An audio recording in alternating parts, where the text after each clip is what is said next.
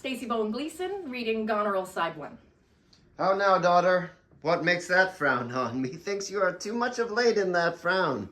Not only, sir, your other insolent retinue do hourly carp and quarrel, breaking forth in rank not to be endured riots. Sir, I had thought, by making this well known to you, to have found safe redress, but now grow fearful, by what you yourself of late have spoke and done, that you protect this course, and put it on by your allowance, which, if you should, the fault would not escape censure, nor the redresses sleep, which in the tender of a wholesome commonwealth might in their working do you that offense, which else were shame, that then necessity must call discreet proceeding. Are you our daughter? Come, sir, I wish you would make use of that good wisdom whereof I know you are full, and put away these dispositions that of late transform you from what you rightly are. Doth any here know me? This is not Lear. Doth Lear walk thus, speak thus? Where are his eyes? Either his notion weakens, his discernings are lethargied. Ha! Waking. 'Tis not so. Who is it that can tell me who I am? I would learn that, for by the marks of sovereignty, knowledge, and reason, I should be false persuaded I had daughters. Your name, fair gentlewoman? This admiration, sir, is much of the savor of your other new pranks. I do beseech you to understand my purposes aright. As you are old and reverend, you should be wise. Here do you keep 100 knights and squires, men so disordered, so debauched and bold, that this, our court, infected with their manners, shows like a riotous inn.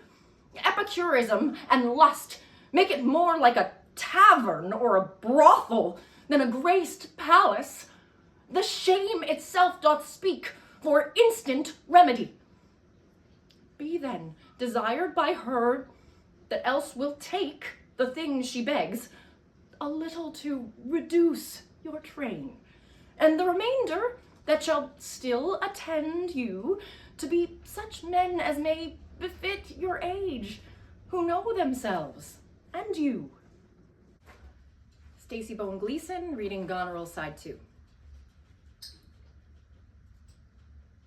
Sister, it is not little I have to say of what most nearly appertains to us both.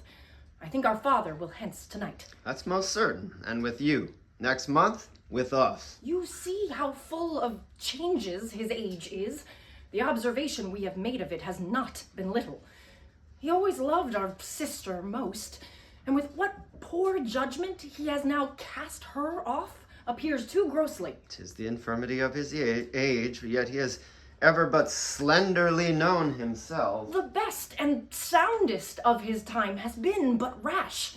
So we must expect from his age not only the imperfections of a long ingrained habit, but also the unruly waywardness that infirm and choleric years bring with them. Such inconstant starts are we like to have from him, as this is Kent's banishment. There is further ceremony of leave-taking between France and him. Pray you, let's join forces. If our father carry authority with such disposition as he bears, this last surrender of his will but offend us. We shall further think on it. We must do something, and in the heat. Stacey Bone-Gleason, reading for Corin. And how like you this shepherd's life, Master Touchstone? Truly, shepherd, in respect of itself, it is a good life, but in respect that it is a shepherd's life, it is not. Hast any philosophy in thee, shepherd? No more, but that I know that the more one sickens, the worse at ease he is, and that he that wants money, means, and content is without 3 good friends, that the property of rain is to wet, and fire to burn, that good pasture makes fat sheep, and that a great cause of the night is a lack of the sun. that he that hath learned no wit by nature nor art may complain of good breeding, or comes of a very dull kindred. Such a one is a natural philosopher. Wast ever in court, shepherd? No, truly. Then thou art damned. For not being at court? Your reason? Why, if thou never wast at court, thou never sawest good manners. If thou never sawest good manners, then thy manners must be wicked, and wickedness is sin, and sin is damnation. Thou art in a perilous state, shepherd. Not a whit, Touchstone. Those that are good manners in the court are as ridiculous in the country as the behavior of the country is most mockable at the court. You told me that you salute not at the court, but you kiss your hands. That courtesy would be uncleanly if courtiers were shepherds. Instance briefly come. Instance. Why, we are still handling our ewes, and their fells, you know, are greasy. Our hands are hard and tarred over with the surgery of our sheep. Would you have us kiss tar? The courtiers' hands are perfumed with civet. Learn of the wise, and perpend. Civet is of a baser birth than tar. The very uncleanly flux of a cat. You have too courtly a wit for me. I'll rest. Wilt thou rest damned? Sir, I am a true laborer.